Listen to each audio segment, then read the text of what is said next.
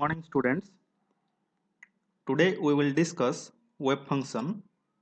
According to the simple definition, it is a mathematical expression which gives the complete information of the system. In simple, a wave function can be written as psi equal to a sin kx minus omega t.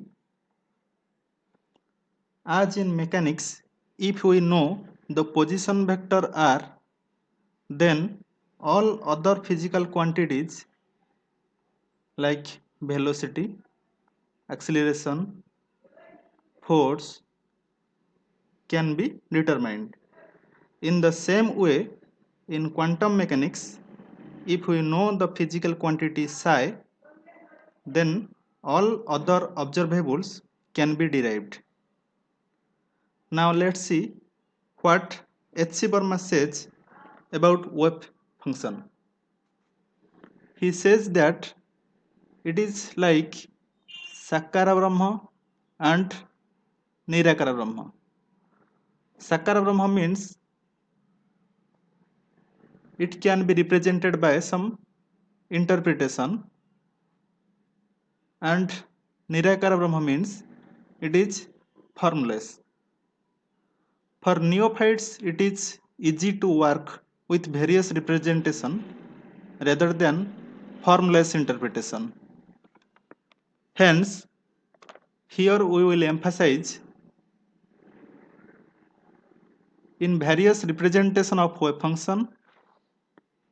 Out of them, Born's interpretation is the most popular one.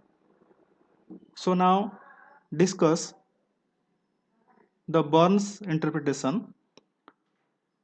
So according to Born, he represents the symbol of wave function as psi.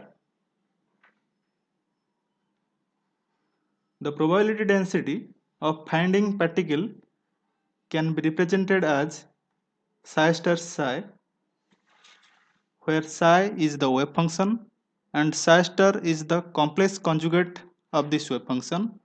So here we can write this is equal to psi mod square.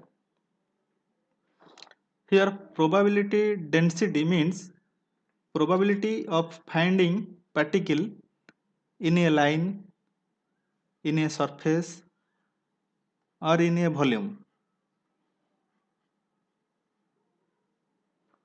So this quantity is known as probability density.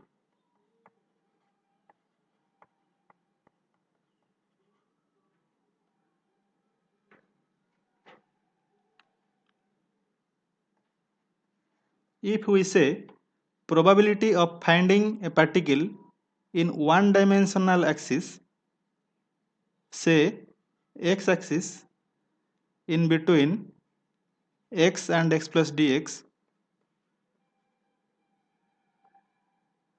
then probability between x to x plus dx in this region is given by psi star psi dx.